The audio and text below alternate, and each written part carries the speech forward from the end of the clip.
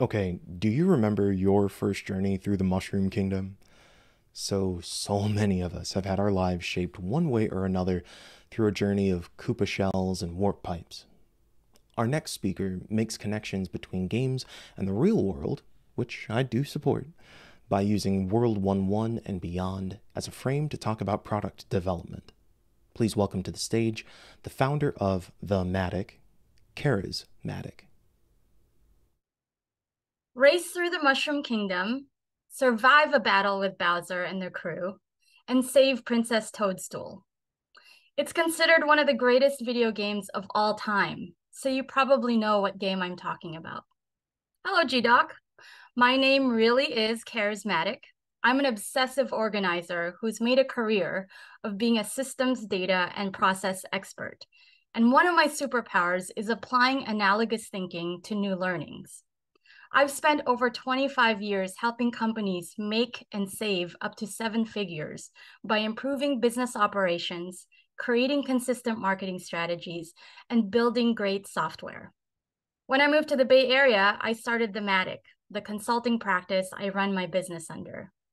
And for a short stint, I was also the founder of Champagne, a behavioral analytics-driven social media traffic driver.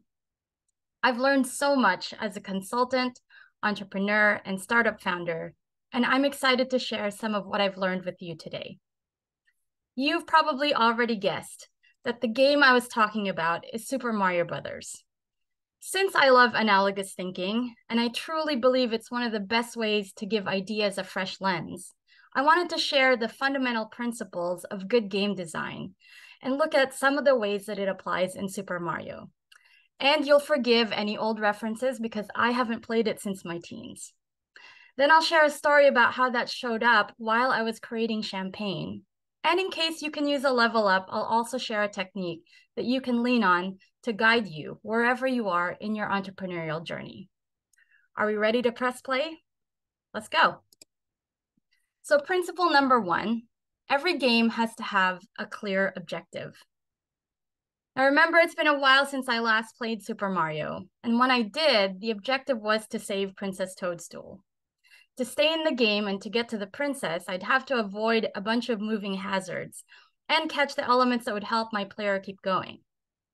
If you've played it recently, you might have a different idea of what the goal is, and I'm sure you can call out many other conditions by which this goal could be accomplished. In either case, those conditions not only describe how the goal is achieved, but also point to the actions needed to reach that goal. In the early 2010s, as I helped digital marketing clients build strategies around their data, we were still trying to find ways to make content on social media, blogs, and websites work together to bring customers to a business. Those customers, or conversions as we called them, were only ever a small percentage of who saw and interacted with the content. But more traffic did mean more conversions. So more people coming to your content ultimately meant more customers. Early data showed blogs and video could bring in customers even several years later. But unless you were already a big brand, it wasn't a reliable strategy to count on people naturally discovering old content unless you were still promoting it. On the other end of that spectrum, there were already large and constant audiences on Twitter and Facebook, but posts were only visible for 2 hours at best. Every client I worked with wanted to find the technique that combined what we knew worked in each platform and bring it together into one optimized approach. So I built a system that took advantage of the active community on social, drive them to blog posts and videos, and then help increase traffic and bring more conversion. I helped clients in different industries reach their traffic goals while I refined my approach based on each industry's needs. This led to the algorithm that ultimately became the foundation for Champagne. Each requirement helped define, refocus, and refine my idea until it became a working, proven concept ready for its next stage of evolution. It can be overwhelming to take on large, ambitious goals and paralyzing when we don't know where to start. If you're fuzzy about it, find the story that describes your success. Ask and answer questions like, what obstacles do you need to overcome to reach your goal? What conditions need to be present in order for you to know that you have achieved that goal? It's okay not to know all the questions and definitely not all the answers at once. But the more you know, the clearer your path will be to reaching your goal. Principle number 2. Good game design makes the game easy to learn, but hard to master. Think back to the first time you played Super Mario. Do you remember that there was something new with each level? More power-ups, more hazards, more frequency of those hazards. Just when you think you've got the hang of it, you reach a level where you encounter a new and maybe tougher Bowser. But you've been powering up in those previous levels with new skills and techniques. So because you're practicing one skill at a time, it was a lot easier to build proficiency. I was a newly minted entrepreneur of the Matic when I decided to take on Champagne. And when you've never really been CEO of anything, you don't always know what you don't know. And when you do start learning things, it sometimes feels like an avalanche of concepts to learn and tasks to master. What I did know was a technique called chunking. Chunking is an organizational method that makes it easy to remember a lot of thoughts and ideas by putting them together in groups. To wrangle my thoughts and ideas, I decided to organize my business in 3 categories: products and services, marketing and sales, and business operations. Could I have split it up into 5 groupings? Definitely. But I was often a one-person team working on strategy, planning, and execution all at once. I wanted to keep it simple and make it easy to remember the groups that I actually put them in. These groups had overlapping objectives anyway. Products and services bundled problems, ideas, and solutions on what I brought to my customers and how I was going to bring it. Marketing and sales focused on how to find the people who could use what I was offering and make it easy for them to become customers. Business operations focused on everything else behind the scenes that needed to happen in order for me to continue being a legitimate business. Eventually, those big groupings also turned into subgroupings, like business operations was subdivided into finance, human resources, and office administration. These groupings help me organize my thoughts and give focused energy to one area at a time without having to lose track of the other thoughts, ideas, and tasks that I still always had swirling around my head. And just like with Super Mario, not every big goal is achievable in one level. But when it's broken down into levels, you get to practice on and build on each technique as you level up. So much so that you may be as close to having some of those techniques mastered by the time you reach your goal. So when you start making lists of what actions you need to reach your goal, decide on some category groupings that work for you. Then dig into it, one grouping at a time. And if you need to, break that down into even smaller goalposts or milestones and build your proficiency at whatever level you are as you work towards reaching the next one. And here's an extra power up. If you can't figure out what those actions are to your goal, then your goal may be to take the action to figure it out. Those sub-actions might include reading a book or taking a class or hiring a coach. Go as many layers in as you need to until you find the action that you can take right now that helps you move closer to your goal. Principle number 3. Games are easier to learn when they have a core mechanic. In Super Mario or your Luigi navigates levels of increasing difficulty to ultimately release Princess Toadstool from captivity. On his way there, you keep his life force by interacting with those elements that power him up, and you make him avoid other hazards that threaten that life force.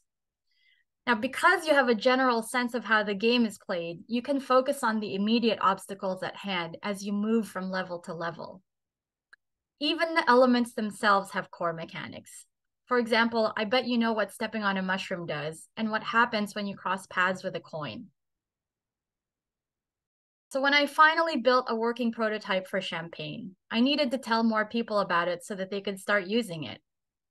I'd already been networking, talking to anyone who wanted to hear about it, blogging, posting to social media, but it all only happened whenever I could get around to it. So it was intermittent at best. If you're not yet familiar, marketing's core mechanic is based on something called a funnel, which includes the following general rules.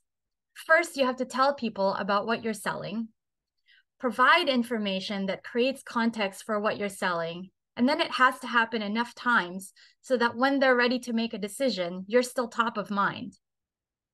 I tend to believe this funnel is more like a filter, because not everyone who becomes aware of what you're selling will want or need to know more. Not everyone who learns more will connect with your message. And not everyone who connects will remember when they or someone they know finally wants or needs what you have. So the frequency with which this happens matters, and the more consistent you are in driving those mechanics, the more often you'll find yourself at the convergence of those conditions. I needed a way to be more consistent about sharing Champagne's message across our marketing channels. So I built processes and routines to have a steady cadence that created that consistency. And even with a small team of part-time marketers, we kept Champagne's social presence active. So I built processes and routines to have a steady cadence that created that consistency. And even with a small team of part-time marketers, we kept Champagne's social presence active. We had a consistent content calendar that kept our blogs fresh, and my networking cadence included a steady flow of follow-up meetings. This strategy made it easy to create, assemble, and coordinate content sharing across our digital presence. It can be challenging to navigate a complex path, know how to interact with the elements on that path, and know what to do first while you're also trying to remember what's next. One of the best ways to simplify is to separate the list making from the list doing. Define and create the processes so that you can dive in without losing track. Establish your routines by following these processes. This will not only create consistency, it can even improve collaboration as you grow your team. Principle number 4, providing balanced options gives the player agency to choose the kind of game they want to play. So at times, while playing Super Mario, you'll have the choice to continue the next portion of the course above ground as you'd been going, or underground through a tunnel. Each option will come with its own rewards and challenges, but both options will eventually lead to where the flag for that level is located. When I can choose from multiple paths, I can balance my choices against the skills and tools I actively have in the game. If I'm trying to preserve my power, I might choose a low-risk path to get to the end of that level. But if I'm exploring the level and looking to learn new skills, I might choose a path I haven't tried before, just for the experience and the challenge. Some of the features built into Champagne were specifically designed for more active social media accounts, accounts with larger audiences, and accounts managed by multiple people on the same team. They were necessary and critical for larger teams, but overwhelming and superfluous for a one-person marketing team. Even though they all leaned on the same core marketing principles and shared common objectives, having one version of Champagne could either make it too much to use or not enough to be useful. We needed to find a model that could work for different workflows. So instead of making all features available to all users, we segmented Champagne's features to accommodate different team sizes and reflected this in the sales offering and pricing models. Using this approach, customers self-selected into the levels that match their marketing capabilities and could work with the version that was best suited to their needs. A single-person marketer could save some money by opting for the basic features and save time not having to do the extra steps for features they weren't even going to use. On the other side, marketing teams could expand their capabilities in the same platform using features that enabled sharing, coordination, and collaboration. By providing these balanced options, it was easier for customers to choose how they wanted to use Champagne. Many of the problems your business will encounter can be solved with some combination of these 3 things: the time, the skills, and the tools available. So when you're stuck and trying to figure out how to get over an obstacle, here are some questions you might consider. Is there a time limit in which this problem needs to be solved? How much time do you have available to dedicate to solving it? What skills do you already know you need to bring about a solution? Are those skills readily available in your team? And yes, a one-person team is still a team. What tools, templates, formulas, or devices are required to address this need? And are there any others available to help accelerate your process? What are the different combinations of those time, skills, and tools you've answered that would work to reach your goal? And of those options, what's available to you now? So by now you might recognize that I'm bringing back the chunking method that I mentioned earlier. And that's because framing the problem into time, skills, and tools groupings makes it easier to digest. And being able to see where the problem really needs help makes it easier to find the right solution. Principle number 5, good game design includes continuous feedback and reward. The first time I completed Super Mario, it took many hours over several weeks, maybe even months to save that princess. I failed many times in between, but I'd also get better as I discovered new techniques or reached a new level. Now, I could have just walked away the first time I lost the game, but understanding my incremental gains and improvements are what kept me coming back to try again. I created Champagne to address multiple challenges. When used optimally, it could fill up a social feed with a variety of content, drive traffic to older blogs and videos over longer periods of time, and it could all be planned up to 2 years in advance. But even with all this functionality, users would need time to integrate their activities into this working model. And if they're going to get there, I knew that they'd need to see progress along the way. So Champagne also had to include functionality that rewarded our users incremental growth on the platform. And it didn't necessarily mean prizes. For Champagne, this just meant validating the actions our users took in the platform. For example, as soon as a user connected their social account, they would instantly receive customized behavioral analytics specific to the audience of that account. When adding social media posts to their queue, they also had a dashboard to see those posts in the context of the entire queue. When they created their own posting patterns, they could also see how different patterns would work together in one feed. Including features like these allowed our users to track, monitor, and adjust their plans, all from the same place. And that made it easy to manage their social channels as their business, marketing, and social strategies evolved.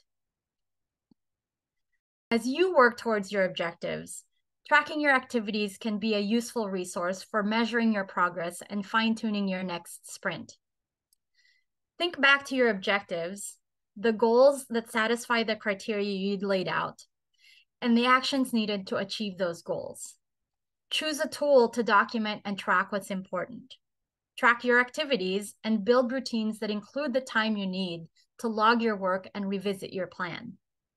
Whether you're using something as simple as a paper checklist or something more complex like a CRM, after you've celebrated your progress, evaluate what can be improved in both how you're doing the work as well as how you're tracking it.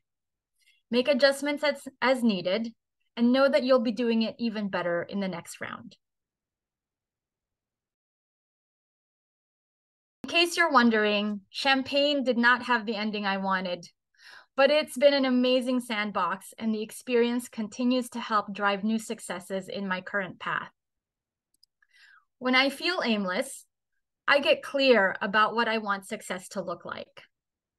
When the task feels too big, I get organized so the work can be more manageable. When it feels like the tasks are never ending, I get clear about the process so that I understand what cycles are working and which ones need refinement. When I need to see why it feels like I'm not getting things done, I look at the work from the perspective of time, skills, and tools needed to see where my gaps might be. And I keep track of what's important so I can check the boxes for a dopamine fix. So that I can keep improving my techniques.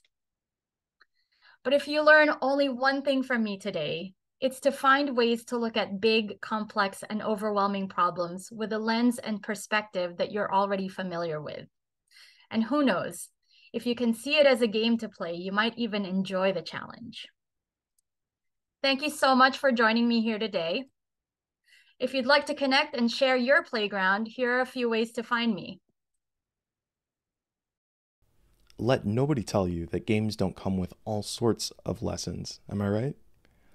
I am going to be thinking of the number of ways that I can apply that thematic content to my own life, especially that section about feedback and reward. We all deserve an opportunity to celebrate our wins, and I hope that Karis considers this talk one of those wins. Thanks so much for your time, Karis.